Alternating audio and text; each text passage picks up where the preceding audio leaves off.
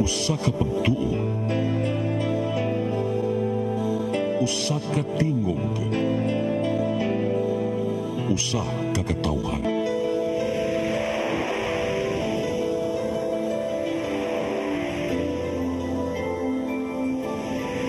Cebu Catholic Television Network.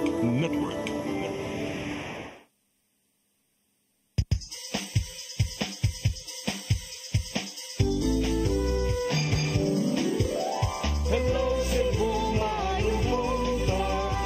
Nagsunta ang kahayan nga nagsulid sa matuod, nadagan sa panghitabo.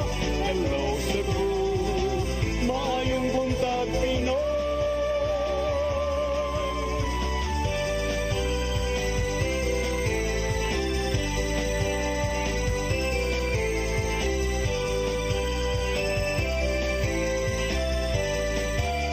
Ang pagtutulungan sa mga katawhan. Hello Cebu, hello Cebu, maayong buntag Pinoy. Maayong buntag Pinoy. Maayong buntag Pinoy. Hello Cebu, may buntag Pinoy, adlaw karong Miyerkules, pizza 13 sa buwan sa Nobyembre 2024. Kami inyong mga lagad sa kahanginan, ako si Malu Inocando Tabar. Ako si Attorney John Destacamento. Tanya ko itugan ninyo later.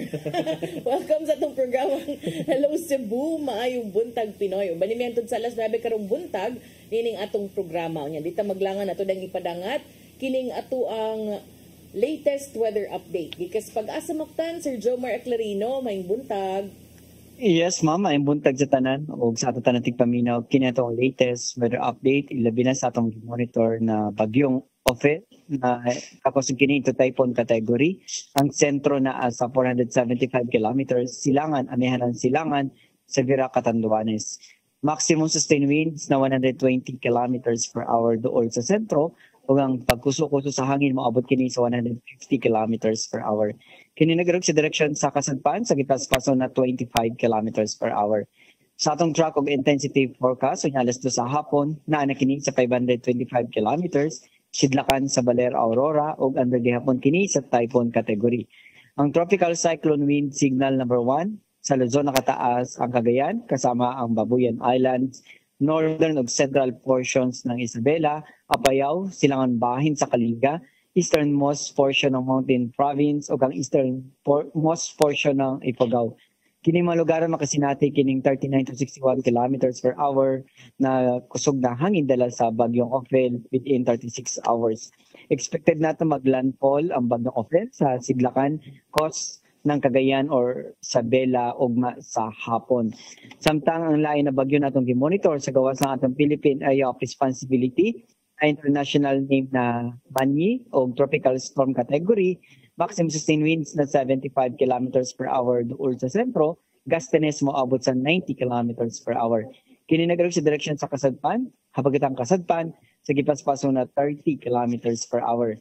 Sa atong track og intensity forecast, unya alas 2 sa hapon na nakini sa 2,005 kilometers sidlakan sa Eastern Visayas, still outside sa PER o moabot sa severe tropical storm category. Posible pa kini mo intensify into typhoon category o makasulod sa atong PR o sa gabi and posible maglandfall sa may northern o central Luzon sa Sunday, November 17 sa hapon or sa gabi.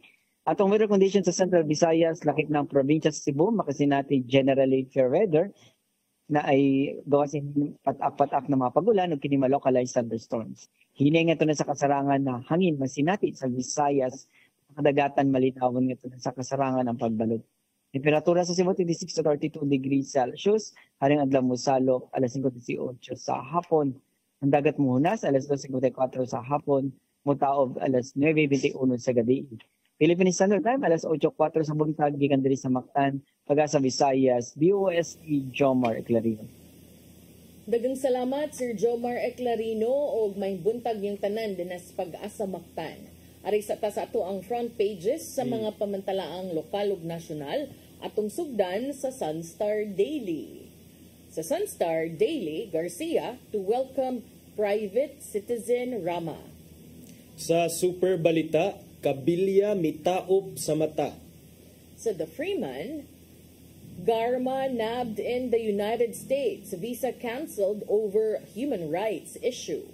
Sa Banat News, nadasmagan, natusok og kabilya, mga tinun-an padung sa ilang eskwelahan.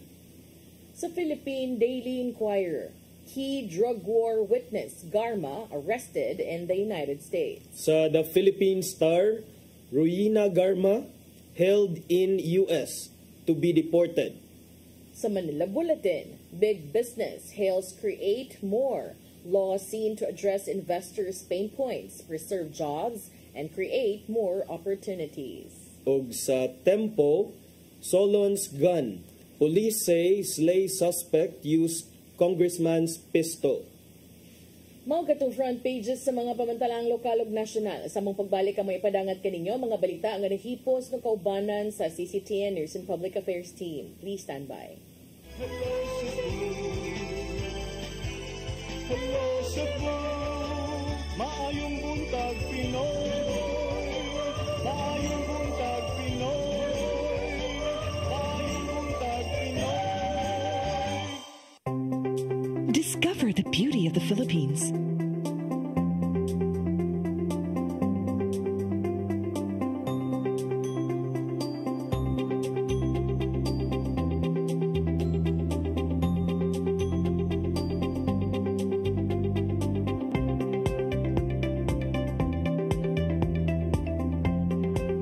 With Philippine Airlines, the country's flag carrier.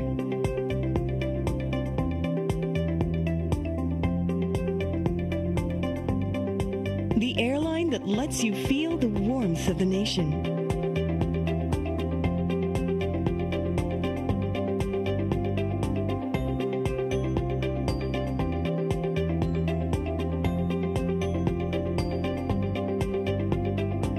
Mabuhay!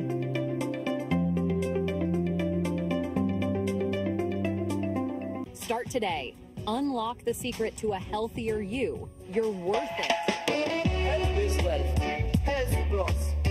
CC Flow and Health Lift Plus. Health is wealth. Your path to a new start. Nutrition, Exercise and elimination. water, Sunlight. temperance, Air. rest and recreation. And most of all, Trust in God. Learn from our doctors. Be blessed by the testimonies of our overcomers. Ang inyong programa, Alang sa may sakit, walay sakit, ug dili ganahan magkasakit. Ozone Med Wellness Clinic New Start. Napapanood every Saturday 8 to 9 a.m. Og ang replay airing matag Miyerkules 1:00 hangtod 2:00 sa hapon. Dinhilang sa CCTN Channel 47. New Start, Ozone Med Health and Wellness Talk.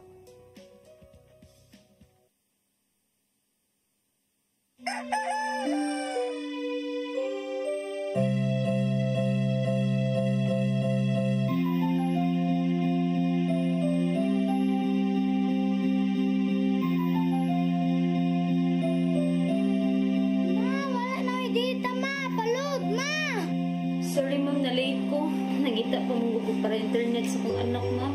Ay, wala na yung problema. Mag-Sinisibu! Sinisibu, Sinisibu. For your internet connection. And for the signal of your cable TV. So fast and spread the transmission to your home. Sinisibu! Sinisibu, Sinisibu. Offers you to have fiber optics. For your viewing experience, perfect and clear so far. So great and affordable for you to enjoy. Sinisibu. Sinisibu Television Network Incorporated offers fiber to the home broadband internet bundled with fiber to the home cable TV connection. Sinisibu Television Network Incorporated with its operation in Metro Cebu and the whole province of Cebu soon. And affordable for you to enjoy. Sinisibu! Hello Cebu, Hello Cebu, maayong buntag Pinoy. Maayong buntag Pinoy. Maayong buntag Pinoy. Balik sa Hello Cebu, may buntag Pinoy ug karon sa atong mga balita. Nagunas to mga balita karong buntaga, 10,000 pesos nga Christmas bonus sa teaching ug non-teaching personnel sa pampublikong tunghaan sa syudad sa Mandaue, gitinguha nga mahatag og sayo. Mga detalye sa report ni Mary Rose Sagarino. Sa naandan, makadawat og tag 10,000 pesos nga cash incentive ang tanang teaching og non-teaching personnel sa pampublikong tunghaan sa syudad sa Mandaue gikan sa kagamhanan sa Dakbayan. Karon gipaningkamutan nga masayo nga mahatag ang bonus sa dili pa ang Disyembre 25. Yesterday, we passed a resolution requesting the local finance committee to convene and facilitate na masugdan na bitaw og pag-process ang atoang cash incentive sa atong mga teachers din sa Dakbayan sa Mandaue, public school teachers. As per Mayor, no, unahon maginatong PWD in which nahuman na. Unya karon ato sang gisugdan karon ang sa senior citizens mosunod ni ang sa teacher. Ang DepEd Mandaue adunay kapin 2,500 ka teaching og non-teaching personnel. Ang paghatag og Christmas bonus nalakip na sa tinuig nga budget sa Mandaue tungod usa na kini ka ordinansa. Pagpasalamat na usab sa serbisyo sa mga magtutudlo. Sa laing bahin hingpit na nga napasar sa konseho ang ordinansa pag-institutionalize sa Mandaue City Local School Board. We have this local school board but wala siya gibutang bitag ordinance. So with this ordinance sa Mandaue City Local School Board naa natay technical working committee or technical working group nga gipunok sa local school board para ang tanan bitang request sa ato mga teachers nga during the meeting sa school board anha pa bitaw diha ibutang i-bring up and then walay action taken. So with this institutionalization sa ato ang Mandaue City Local School Board, ang tanang mga request processes iagi na sa technical working group sa mao nga committee. So action na nadaan baray abot ngadto sa meeting sa local school board na natay response how to deal with the request sa atong mga nagkalain-laing eskwelahan sa Dakbayan sa Mandaue. Ang technical working group lang kuba ni Mayor Glenn Beresede, Superintendent sa DepEd Mandaue, Treasurer's Office, Engineering Office ug Office of the Building Official. Ang meeting sa local school board gipahigayon sa nagkalain-laing tunghaan matag buwan. Mary Rose Sagarino, CCTN News. Samtang sakop sa kapulisan sa Dakbayan sa Sugbo, gipabantay sa palibot sa Cebu City Hall nga magpadayon aron di mabalda ang pagserbisyo sa katawhan. Andam silang motuman kung adunay legal nga kamanduan kung dunay opisyal nga mobalik sa iyang posisyon. Ang kasayuran ni hatod ni Arnold Bustamante. Magpadayon ang pagbantay sa kapulisan sa Depensa Sugbo sa sunod gawas sa Cebu City Hall human sa nahitubong nga kasamok sa milabing semana. Mato ni Police Lieutenant Colonel Maria Teresa Makatangay, ang Deputy City Director for Operations sa Cebu City Police Office, nga ang tumong sa presensya sa mga pulis sa bawang dapit mao ang pagpatuman sa kahusay ug kalinaw. Gawas nini aron dili usab mabalda ang serbisyo publiko sa kagamanan sa Depensa Sugbo sa mga Sugboanon nga mokuhag dokumento ug uban pa. And to ensure that the services extended to community will not be by any necessary, what they call this one, nuances. Doon na nakatap nga impormasyon nga nagpadala og suwat ang na-dismiss nga mayor sa siyudad sa Sugbo nga si Michael Drama ngadto sa ombudsman nga nagpahibaw nga napupos na ang unom ka buwan niya nga suspensyon o kinahanglan na siya nga mobalik sa trabaho apan alang ka nga makatangay nga ilang sundon kung dunay ipagawas nga legal orders nga nagpahibaw nga mobalik na sa ihang opisina ang na-dismiss nga mayor sa Dakbayan. Giklaro niya nga kung wala ni nga kamanduan ilang kining barugan ug samtang wala pa kini magpadayon ang presensya sa mga pulis sa gawas ug sa sulod sa Cebu City Hall. We will abide with the appropriate agency and the appropriate agency's directive and with the corresponding legal document showing any person's authority to assume post in whatever post here in City Hall. So until and unless we will be guided by such authority, we will continue as we always do even before this issue arose, na naman gyud tay mga personnel nga gabantay sa City Hall. So until and unless we will receive that document, the SOP that we will be implementing in City Hall remains the same. Tungod usab nila nga ipatuman ang no permit no rally policy sa mga supporters ni Rama, kauna na nga milusad og protesta sa gawas sa City Hall sa milabing semana. Niadtong Biyernes nahimong tensyonado ang City Hall human nga nagprograma ang mga kaalyado ni Rama ug mipugo sa pagbalik sa trabaho ang kanhi City Administrator nga si Colin Rosel apan gipusasan siya sa mga pulis sa kasong usurpation of authority. Arnold Bustamante, CCTV News. Sa laing bahin gatusan ka mga sakyanang pandagat misalmot sa fluvial procession sa Birhen sa Regla. Kabahin kini sa pagbukas sa ika-289 nga kapistahan sa dakbayan sa Lapu-Lapu. Libuan ka mga deboto ni tambong sa unang misa novena. Ang kasayuran ihatod ni Crystal Joy Pelerca. Gatusan ka mga rehistradong sakyanang pangdagat nga gilangkuban sa mga pump boats, speedboats o jet skis ang nikuyog kaganihang buntag sa fluvial procession sa Birhen sa Regla aron sa pag-abli sa ika-289 nga kapistahan. Nanukad kini sa Roro Port sa Cordova alas 7 Gs sa buntag ug nakadunggo ang galyon sa Muelle Osmeña Wharf sa Barangay Poblasyon, Dakbayan sa Lapu-Lapu pasado alas 9 sa buntag. Matod ni Alex Baring, ang Pangulo sa City Agriculture and Fisheries CONCAFO, nga kung itandi sa nanglabay nga mga tuig sukad gibalik ang fluvial procession ni adtong tuig 2022, mas daghan na ang nisalmot karong tuiga. Gani ang pipila kanila nag-abang lang og pump boat aron lang makakuyog tungod sa ilang matag tuig nga panaad. Dugang pa niya nga sa entero fluvial procession, wala sila nadawat nga mga aksidente o bakaha na aberyang mga bangka. Samtang gibana-banang moabot sa 2,500 ngadto sa 3,000 ka mga deboto ang nidasok sa Nuestra Señora de Regla Parish National Shrine aron motambong sa unang adlaw sa novena. Kung diin si Archbishop Jose Palma maoy nangulo sa misa. Gipadangat ni Archbishop Palma nga sa pagpadayon sa pagampo sa katawhan ngadto sa Dios uban ang Birhen Maria, makapaabot ang katawhan sa maayong butang sa kaugmaon.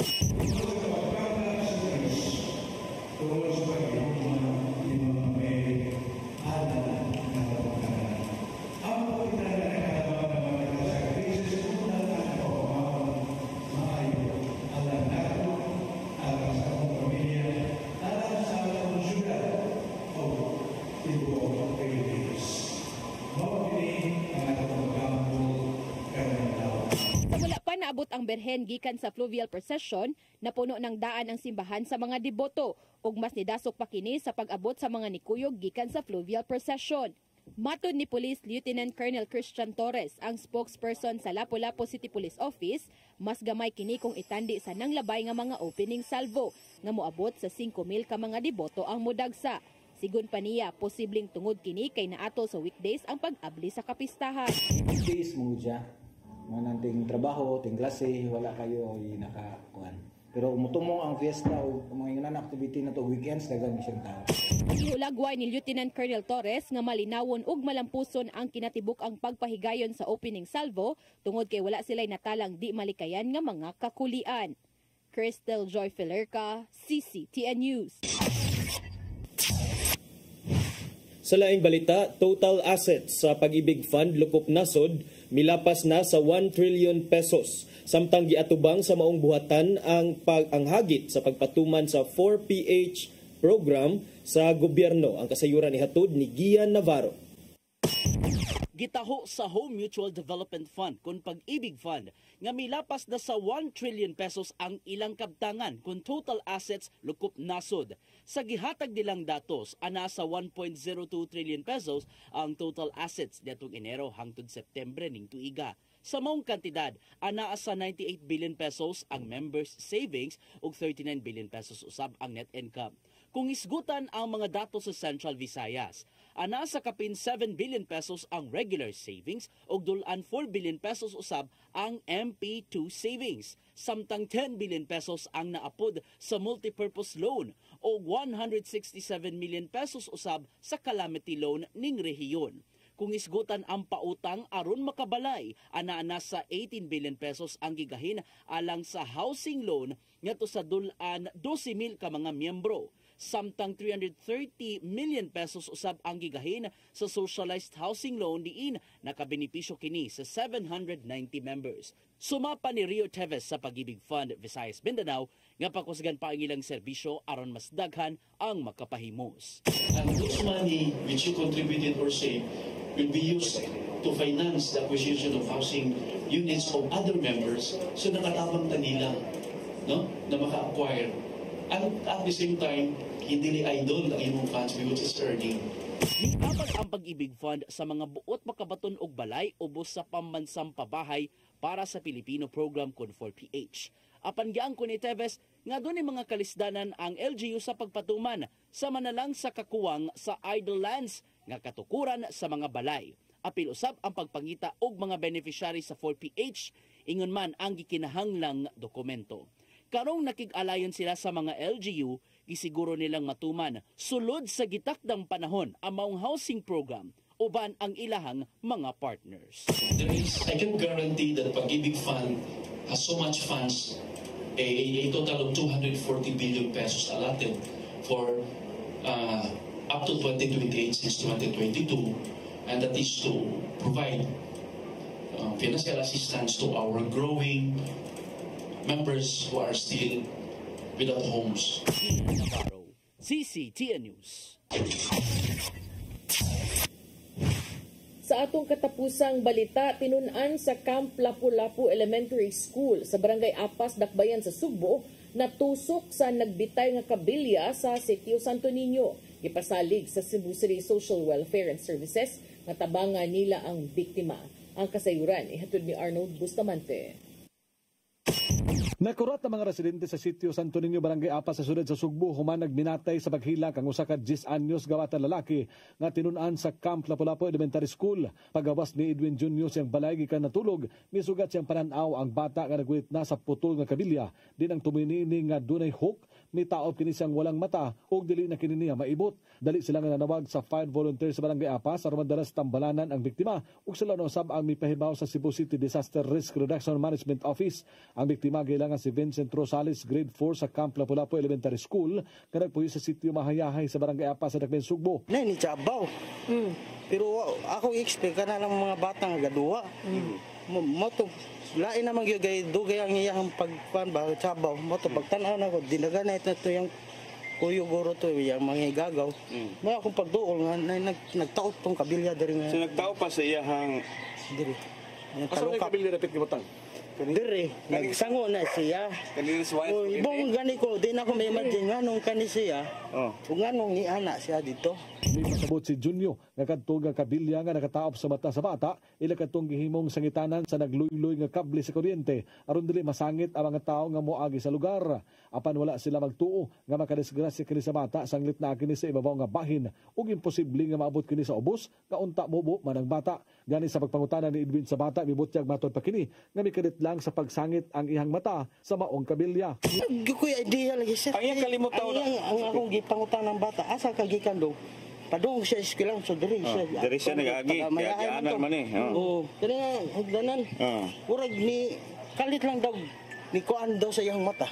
Kali nga gidala ang biktima sa Cebu City Medical Center sa mga responding nga personnel sa CCDRRMO uban sa Bureau of Fire Protection aron makuha ang nag-ungot pa nga kabilya.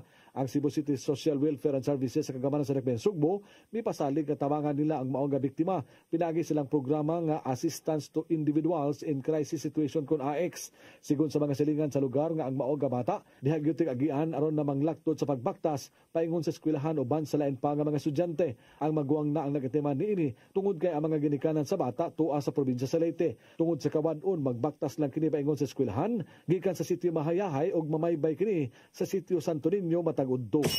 Arnold Bustamante, CCTN News. Mga katong mga balita nga naghipo sa itong kaubanan sa CCTN News and Public Affairs Team. Inyo katong nakita kagahapon sa itong mga balita sa Sairi 47. Unya, attorney, ganahan kang mo break lang tadaan, nga mulahos na tag-discuss. Dili lang sa nato ang angon, partner. Dili lang nato ang angon. Aron TikTok. Tuloy-tuloy. TikTok ka sa sige, so break lang sa taron. Nadugay ko diri si CCTN wala man jud ka ni volunteer mag-TikTok sa ta. Ay kung hagita. Paita ni mga kuan ay millennial. Sige, so kuan mo break lang tag sayo para lahos-lahos atong discussion, no? Okay. Sige, mo balik na man sa pipila ka pahinumdum, please stand by. Hello Cebu, maayong buntag Pinoy. Maayong buntag Pinoy. Maayong buntag Pinoy. Discover the beauty of the Philippines.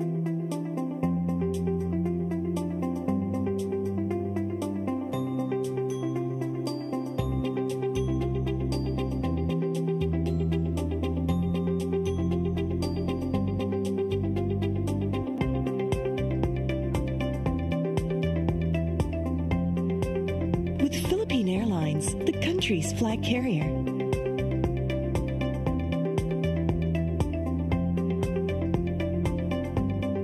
The airline that lets you feel the warmth of the nation.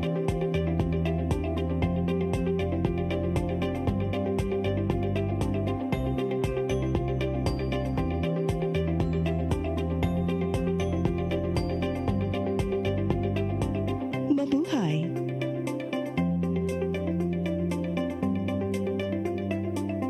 Your path to a new start. Nutrition, Exercise and elimination. water, Sunlight.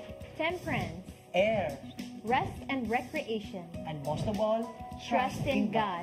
Learn from our doctors. Be blessed by the testimonies of our overcomers. Ang inyong programa, Alang sa may sakit, walay sakit, ug dili ganahan magkasakit. OzoneMed Wellness Clinic New Start. Napapanood every Saturday, 8 to 9 a.m. Og ang replay airing matag Miyerkules 1:00 hangtod 2:00 sa hapon. Dinhilang sa CCTN Channel 47. New Start, OzoneMed Health and Wellness Talk.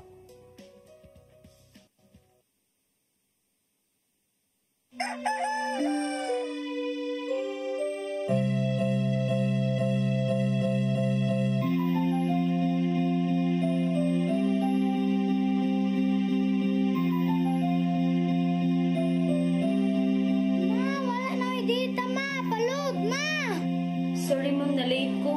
Nangita pa mong para internet sa kong anak, ma'am. Ay, wala na yung problema. Pag-sinisibu. Sinisibu, sinisibu. For your internet connection. And for the signal of your cable TV. So fast and straight that transmission to your home. Sinisibu.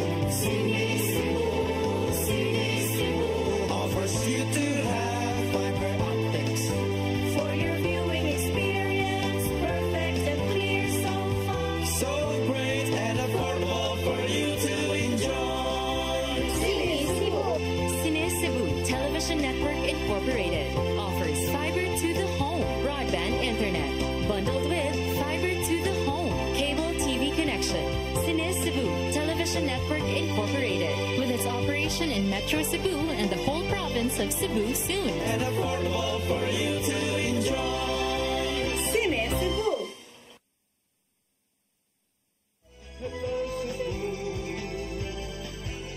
Hello Cebu, maayong buntag Pinoy. Maayong buntag Pinoy. Maayong buntag Pinoy. Balik ta sa Hello Cebu, maing buntag Pinoy. Aris atong pag-hisgot-hisgot, nag-una sa atong mga hisgotanan partner, kining unsa man gyud ang status ni ex-Colonel Royina Garma. Arrested, held, taken into custody. Nya kung unsa man say rason. Ano man sang gi-detain? Oh, ano gi-detain? Ang gawas nga reports, arrested, detained. Yang ako sang question, ano niya to sa siya dito nga, di ba ingon siya sa Quadcom nga previously na hold sila or wa sila na dayon because Kay ba man siya nga na-cancel ang iyang visa. Oh, so why would you go there? Kay initially naaman ta siya travel plans ni atong August nya dayon niingon man siya nga na-cancel ang visa so wala madayon. But now according sa reports nga kanus aman to gahapon ang iyang lawyer, ang iyang abogado maoy ni sulti sa mga miyembro sa media nga kasamtangan nga gihold si actually ang ilag yung term detained in San Francisco, California. Yeah, but later gabi kay gibawi sa Department of Justice ang ilang giingon nga previously na detained daw kay giheld na lang kuno. So, technicalities again. Okay, But, semantics again. Semantics. But kini si retired Police Colonel Ruyina Garma partner, mauni siya ang mauni siya ang whistleblower adto sa House Squad Committee. Extrajudicial killings, no? Ang ilang kong giingon initially was ang US Immigration o ang Immigration and Naturalization Service flagged them. So they are now detained and are in the process of being sent home. So it made me wonder also, Attorney, is this part of the plan to tell all during the Quadcom but go far outside the country para, because diba as you said before, this is for purpose of legislation, walay case nga gi-file yet. So is this to escape kanang the actual possibility nga filean og kaso? I don't know, partner, especially in light atong developments at last time nga Garma said nga si Duterte kuno nitawag sa iyaha after she testified atong kabahin atong mga reward system na okay ra man kuno sila ni Duterte. So makes me wonder unsa man gyud are there any arrangements nga which are not privy, which the public is not privy to? So what daghang mga pangutana, but si Garma sad wala siya niingon nga I have travel plans katong didto siya may atubang siya sa mga kongresista, wala man sad siya maingon nga duna siya mga plano nga mogawas sa nasod. And to think, supposedly mag-abot unta ni silang duha didto sa Quad Committee hearing kagahapon. Although kana sad siya face to face unta sila ni Presidente Duterte, kasi Duterte ni kuan naman siya ni niingon naman, ni confirm man siya sa iyang attendance nga okay, I'm going. Pero mauna, actually November 7 pa na detain, ato nang gamiton ang detain si Garma dito sa California, uban ang iyang daughter. I don't know pila edad ang iyang daughter, minor pa niyang daughter, partner? Di ko sure. Did it figure sa mga balita? No? Kay ang gibutang manggod, ako ning tan-awon, kay naman to gibutang iyang anak, pero wagi specify kung pila bagyo edad. Nya dayon November 7 pa, and then so it's been 5 days now. Actually this is the 6th day of her detention. So and gahapon ra ta nakahibaw. Wala man gay ta nakabaw nga nilarga da siya. Diba? And I'm not sure kung nakabaw sa ang Quadcom. Niingon si katong Representative Fernandez nga they quote-unquote heard reports that Garma has already gone out of the country, pero walagi na validate until karon. And then as to the reason why her visa was cancelled without her knowledge, partner, dunay mga chismis sa Chinese community nga ba by JP Lau nga posible kuno nga gi-cancel sa US kay gi-sanction siya on alleged human rights violations tungod sa iyang alleged involvement in the bloody drug war under the Duterte administration. So kani karon ang gobyerno sa Pilipinas through the DOJ ang ilang 23 de ang edad sa iyang anak. Okay. Iyasag ko nung gi-appoint to sa PCSO. Okay. Before. So appointed sa PCSO. Okay. No, karon nagtinguha ang gobyerno sa Pilipinas nga dili sa ni-extradite mo return sila sa kuan. Deport yun. Deport kana ma-deport. Ang term would be deported, no, considering nga was like clearance to enter into the United States. But yan naman sa nga dito sa siya kabawm siyang nisango na siya daan. Yeah, and why in the first place siya iya man sa nang katungod, partner, kay there are no charges against her in the first place man. But second, nganong apil ang anak? Siya raman ang naay human rights issues and concerns. Tinuod bitaw nganong apil og detain ang iyang anak. Nya dayon matud siyang lawyer ra ba nga lisod kuno ang contact niya, wala naka-provide og further details si attorney kinsa man to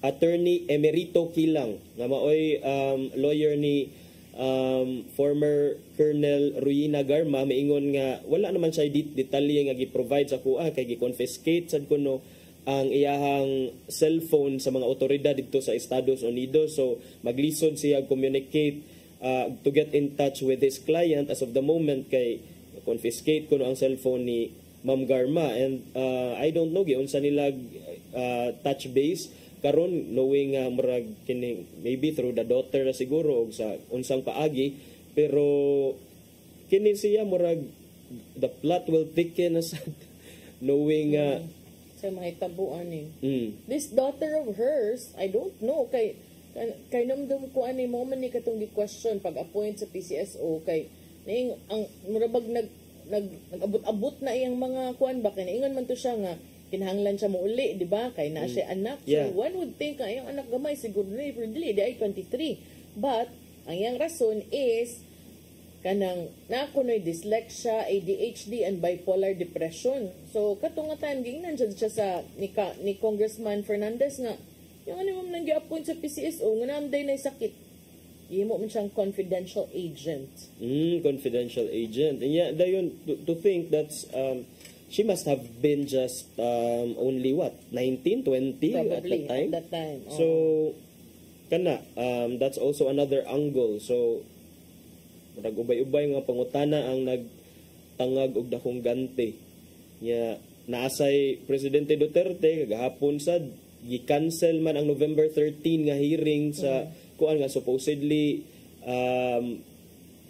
atenan ni Presidente Digong, pero mo lagi na naglibog ang uban kung asay nag-una ang pag-confirm ni Tatay Digong or ang pag-cancel pag-reschedule sa hearing kay depende sa source nga pangutan-on na kuan lagi ko no ang uban maingon nga kami may nag-confirm ang uban sad nga dugay mo ni confirm ato na lang ni i-reschedule ang November 13 natong hearing. So siya ra gid ay makahatag katinawan. Ang uban di ay di sa nila ipatawag. At that time ba si Senator Bongo di pa biya senador. Pero di man siya pwede mahilabtan ron kay senador man siya no. Yes, na siya congressional immunity na siya kining congressional immunity pero only for crimes nga ang penalty kay over 6 years ang kuan ang imposable penalty, but for sure ang imposable penalty magyud anang mga drug trafficking charges and other related charges ng human rights violations etc. possibly mga more than 6 years magyud na. So dili siguro siya maka-enjoy sa iyang immunity about ana, but tanaw na to kung ila ba nang imbitahon sad ang uban nga mga si Bongo, but ni figure ba to sa drug war si Bongo unsa man sad ng dili sad, but kuan nagawas to yung pangano kanang siguro sa mga paghatod sa mga instructions and all that kay kuan ba siya aid ba siya trusted aid siya ni Presidente Duterte and at that time diba di ba ka makaadto si Presidente di ka moagi ni Senator Bongo, pero balikan ko ni si Garma ba unsay mahitabo niya, can she be compelled to come home, and if she is compelled to come home, what will happen to her? Yeah, because it seems to me, partner, nga ang violation niya is not a violation against the laws of the Philippines. Walay kaso wala siya na violate nga kaso, wala siya crime nga nabuhat against sa Philippines, but the only reason nga nung gi-detain siya dito was because nisud siya sa United States apparently without a valid visa, and I don't think that's a crime against the Philippines. So when she will be deported here, I think she will continue to be a private citizen unless naadyoy official nga charges nga i-file sa iyaha in a foreign court in the US, for example, to that effect.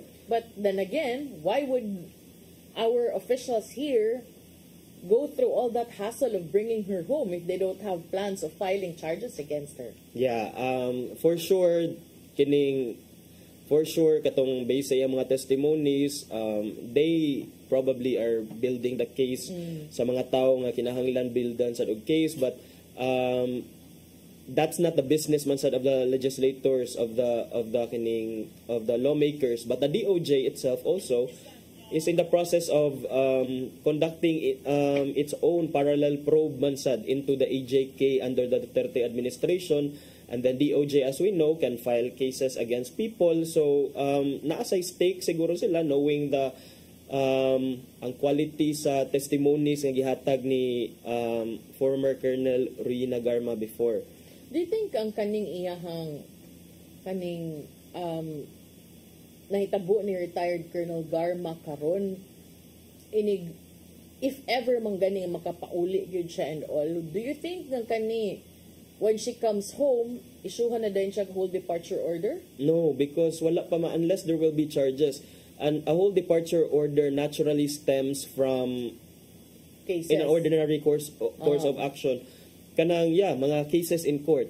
And then, it has to be applied, sad. Feeling na ko, kuan ni, i-chess ni, i-checkmate ni siya nga. Kung ako niya, murag ang plan, manggod, wa manggod ta kadungog nga moadto lang sila para mabakasyon or whatever, no? Kay, di ba?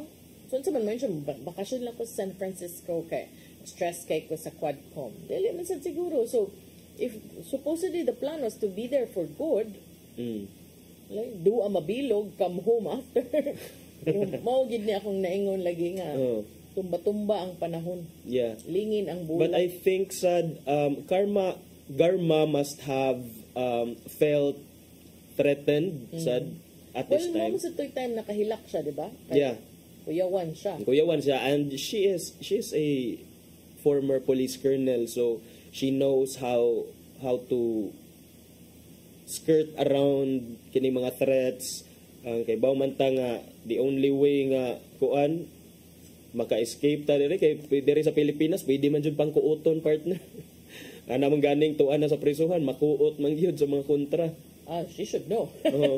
Yeah, but you know, very different from the Garma that we saw when she was in her prime here in Cebu City.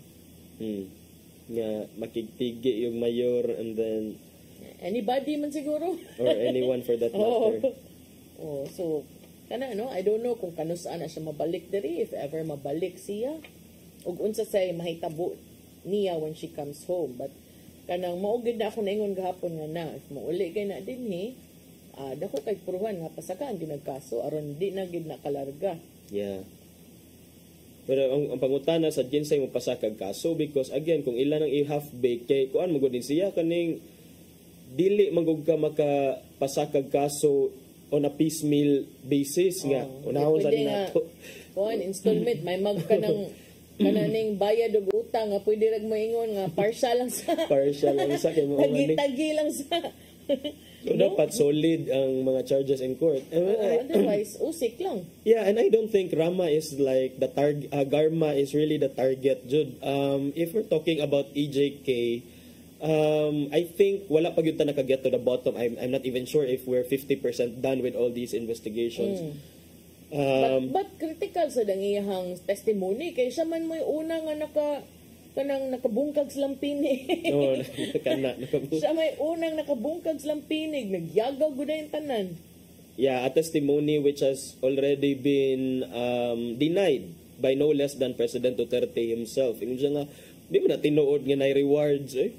Sige, tanaw na to. Sad, kung in another forum, in a forum nga dili in ana nga klase, but forum nga limitado na ang imong pagtubag and you're supposed, like, in a court, for example, tanaw na to kung in ana pabagihapon ang matubag.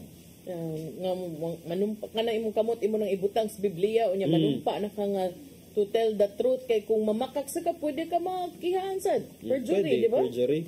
Yes. So kana siya mao na yung mga developments sa kauluhan kanya ato nang subayon puhon kung unsa gyud mopauli lang ba siya diri manginabuhing haruhay or mopauli ba siya diri nga nagatubang mga ubay-ubay nga mga tulubagon sa ato ang kanang korte, no? Kaya murag useless man sad if muuli siya diri nga wa lang. Yeah. Diba? Pero, you know, this is the Philippines and I've seen many kanang twists, mga plot twist. Parehang kibuloy na plot twist. Kalit lang og ka medical kuan kay. Lagi. Diba? Unsa man to siya? Nasakit sad to siya. So ubay-ubay, lain-lain. Unang giingon, di gyud magpirmi ang panahon. Ang unit team kani adto, dili naman team karon, unit naman lang, individual units. Tinuod, unit na lang tuod. Ang barog kusog panaghiusa kani adto karon, kung ano man usurpation of authority naman. In fact, ang mga pulis wa pa lang hawa na pa dito. No, to kay muragi deployan nilang pulis dito murag base na sa kunog na ay official kuno nga mubalik sa pwesto. Kinsa mo sa ning official nga mubalik sa pwesto. Na akong pangutana no, may siguro usbo na lang siguro ni kanang tagline or kanang kuan sa atong kapulisan nga to serve and protect. Specify na to kay murag for the past few years maluoy naman ta kay ang pulis na noon mahimo naman noon ning magamit sa mga political nga mga kuan mga interest ba. Di ba? Kung ang uban bitay mahulga, wa man kayo ina nakadaghan pulis mo bantay pero para nalay mo hadlok balik i-welcome ka ni Mayor Raymond Alvin Garcia, si Mayor Mike Rama ay mo kasukuha kung mag-mayor gyapon ko Mayor Mike Rama kay mo man yang last nga gihuptan nga posisyon. Okay. Diba? Mo man ay protocol kung unsay katapusan nga gihuptan nga posisyon, mo na itawag niya. Mo welcome siya pero as a private citizen. Pero Mayor mo tanasad ko daghan mang private citizen ang anong si Mayor Mike Ram sa di mong i-welcome. Sa sugato ni natong banda. Na sige, yahay lang mo dihag ka ng diskarte kanang inyong mga kabaw ra ba ko na may mga nag-handle sa inyong PR din ha. Mabitaw niingon ko nimo katong ningon ko nimo attorney katong ingon ni attorney Colin ayay agay. Yang lugnut-lugnut nga to nakaingon ko nga kana karon lami kay siguro paminaw sa Pikes Campo kay ilang tanawnan na wa gyud na merisi na napusasan pero naingon sad ko nga piansa mo na inig abot sa panahon sa kampanya inig salida anas TV nya moingon gyud gutong moingon ni Mayor Mike magiingon ani ko gisapawan ko gi akong mga tao gikuan gibinaklid ingon ani so ana abtik kay mo din na kamong and then kinsa may salabutan sa mga tao to nagpuyo sa uptown area sa barangays mountain barangays ubay ra ba dito makakita ang mga katigulangan mo ingon gyud nga sus dili gyud sad unta ingon anaon uy pwede ra magid unta nagtarungon og sulti maayo kay ka mo kuan dia mo lagway da pagduwa sa radyo ingon ana man ang mga idaran mo ingon nga na lahi na yung mga batanon ron di na mo tahod og mga mga storya so kana sige mo na yung kalingawan sa election attorney kanang iyakay lang ba and what if partner that was the goal in the first place di lang sa tawag hukom kay murag basin lang sa beyond sa kay no kay unsa kabaway basin lang unsa kay catch pod if ever masugot si attorney Rosel nga in ato iyang buhaton but I don't know. Hindi lang. Dapat naman sa mga strategic, di ba? For every action, there is always an expected reaction.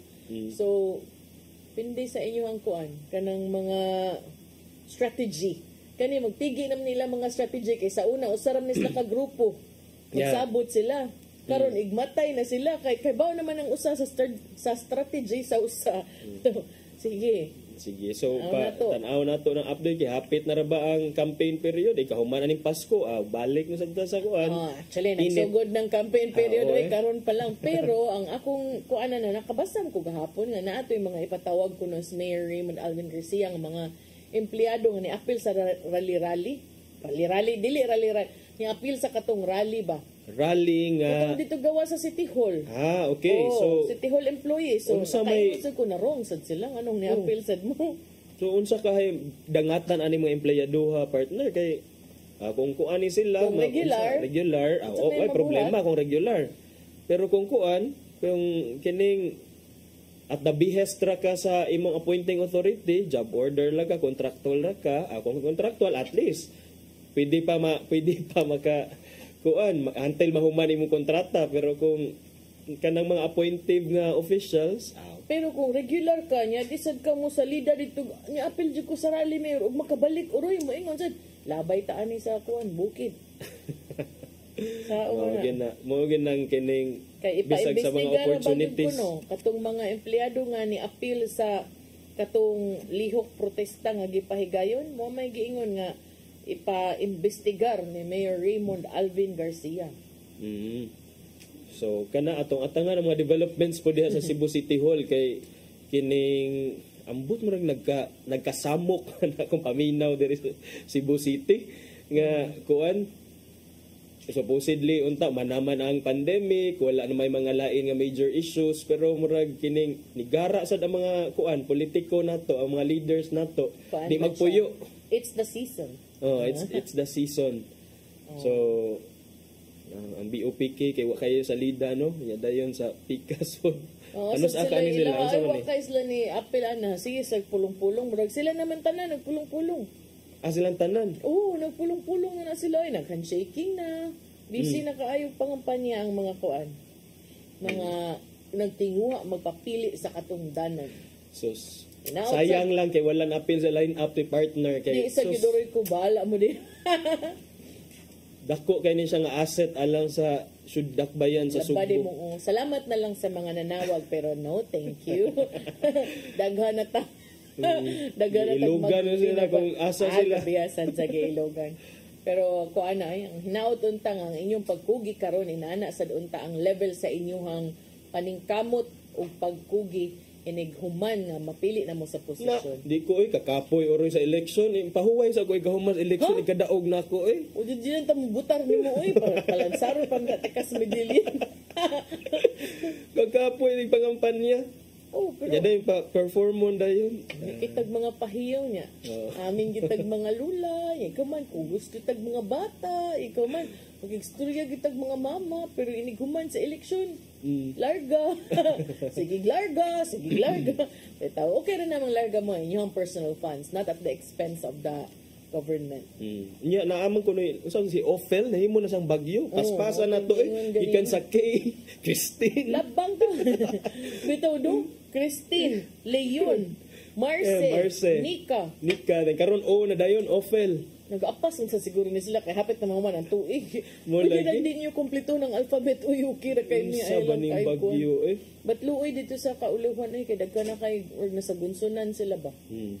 Nasa gunsunan, especially katong nag-atubang sa dagat Pasipiko nga taon kada mangka ng 5 ka bagyo and then bisan pa og mayong ka nga dili kay kapektado ka ng mga uwan-uwan o pagbaha lang dili naman gyud kinahanglan ka ma-directly affected juga para ang imuhang kinabuhi mausab or maapektahan imong kinabuhi kay karon bisan ang baha ang epekto sa bagyo gamay nga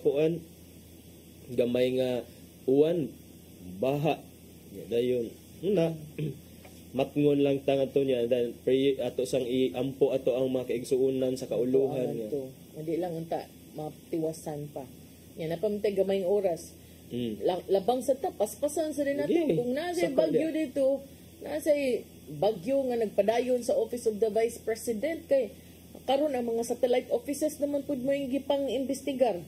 Gipang susi ang mga ilahang mga satellite offices regarding gyapon aning ilahang mga gasto, no? Kay ubay-ubay baya ni kay katong maay pa ilahang panahon wa pa sila nagbagyo daghan biya ni na Cagayan Valley, Pangasinan, Bicol, Panay, Negros Islands, Eastern Visayas, Cebu, Bohol, Siquijor, Caraga, tibuok yun daghan yun kayo nya napay extension offices sa Tondo District ug Lipa City sa Batangas. Unya kini kuno nga mga satellite offices matud sa Chief Administrative Officer sa Office of the Vice President gihimo ko na in July 2022 pa upon instruction of top management that OVP services will be extended to certain areas nationwide. Kung ipatangtang na nila partner nga mag-celebrate magani kuno sila sa ilang 89th founding anniversary ang OVP para karon November 15 so magtipon-tipon kuno tong mga personnel sa satellite offices. Sao man na. Nga na amin daghan man gipang kuan namang gud ni nila tungod sa COA nga kanang observation nga 5-fold increase in the amounts for the satellite offices niya. Apil kuno sa budgetary items, travel expenses, 60 million pesos in office space rentals, various supplies and professional services niya. Matud pa staggering kuno ang figures kay 1 billion for 2023, another 1 billion in 2024. Dako kuno kaayo unya almost half of the budget taken up by the satellite offices. Although I know nga diri ilang satellite offices sa Cebu ni Vice President Sara Duterte daghan magitabangan no kanang mga medical assistants and all that. But tumisad, why problema daghang kitabangan basta magkwentas klaras lang. Yeah, and then ang sa ako sa dana partner magkwentas klaras nya dahil klaro ang pagkakwenta, pero kining nakoy na notice aning kining mga investigations in the lower house partner bang murag ni drag na bitaw kaayo siya. And then is this not a murag kuan siya nga plot nga to murag eerie ang feeling usahay ba nga kining wala ba kahay mga motives ang ubang mga kongresista kay murag ilang i-drag until maabot na to sa midterm elections maybe because na maybe na sila yung mga political plans kay para dang jud ma-ensure nga smeared jud kaayo ang mga Dutertes. I don't know. That's one angle nga pwede na to nabasay instructions. Nabay instructions from the powers that be. Bitaw. Tanaw sa nato kay gibutang ra mo dili para mag-imbestigar. Ganahan man lang day mo nag-investigador, pwede mo nag-investigative reporter mo or nag-investigador mo sa pulis. Tinuod partner kay permiro ilang gitutukan ang kuan ang budget sa OVP og sa katong DepEd that time. Then karon na sad naabot na sad sa satellite offices sa OVP. Kanang hangtod ba gihapon sa a year before the actual presidential elections, ingon ana basad gihapon mo kaisog. Mo na ato ang pangutana nga nagkupot og dakong ganti. So sige, tanaw nato ning ilahang as unsay sangputanan aning ilahang mga investigations in aid of legislation kung doon na ba dyan ma-legislate. Basta for now, kutob pa ni pang good until May 2025. Yeah, what happens after? It's another recess. It's another ball game na sad. So kana no, that remains to be seen. But I know nga like you daghan sad ang inaana og huna-huna. Nganong karon raman mo nagsugod og ingon ana when even that office has been established in 2022. Karon pa mo nagsugod og investigate. Di ba? Tinuod partner, murag kining patay oras ba? Bakit ngayon ka lang? Sige nga. Bakit patay ngayon naman ka sa lang? datong oras. Wa naman tay oras atos ang ipadangat ang giandan ni Tatay Dodong ani ang pulong og kinabuhi.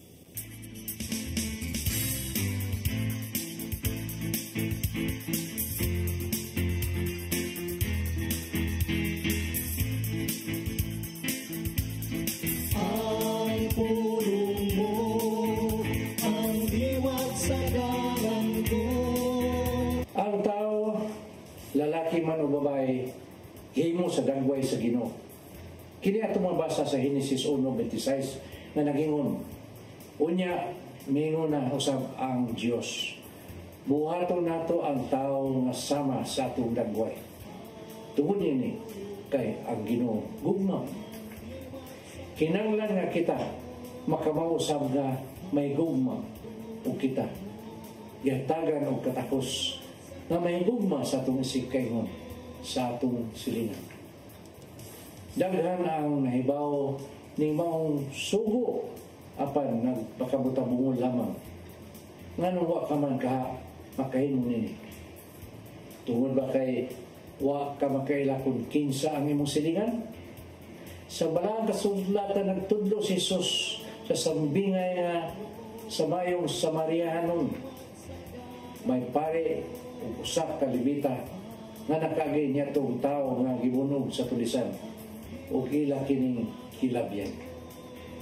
Sa Lucas 10:33 ato mabasa, apan may usakas sa Samariahanon nga nagpadaw niya itong adlaw niyagi sa tulisan o sa pagkakita niya sa tao naluoy siya. Dahil nga lang nga ang Samarianon mo'y nakaila kung kinsa ang iyang silingan. Ang iyong silingan mo kanang tao nga dili ikaw ang nagpili. Hinoon ang Ginoo mo'y naghatag niya kanina. Magsuon mo kini ang pulong na naghatag o giya sa itong kinabuhi. Magampo kita. Lagi mong namahan. Pasayloa kami nga wa magpagkabana sa mga tao na imong gipili nga mahimo na mong silingan. kuha na mo mahimo ang among katungdanan sa pagtabang ngadto mga nagkidanglan. Bukha karon ang among mga mata ug ang mga dunggan karon kami makahimo sa unsay imong gusto nga among pagabuhaton. Amen. Ang samahan sa Espiritu Santo. Ang pulong mo, ang iwat sa dalan ko. Pulong kinabuhi ni Tatay Dodong Limchua mo nagtapos sa atong tulumanon. Daghang salamat sa Philippine Airlines. Yeah, thank you sab kang Archbishop Jose Palma, Nanay Diana Limchua ug Tatay Dodong Limchua. Thank you, Sir Dennis Tabarg, itong mga kaubanan sa TOC, Sir Robert, Miss Inday, Sir Matmat, Miss Mabel, ug Miss Joanne. Sir Michael, Sir Rodel, Sir Raymond, Sir Bruce, ug Sir Ferdy. Salamat sa inyong pagpakiguban. Ako si Malu Inocando Tabar. Ug ako si Attorney John Destacamento. Magkita tagbalik ninyo ugma sa atong programang Hello Cebu. Mayong Buntag, Pinoy. God bless us all.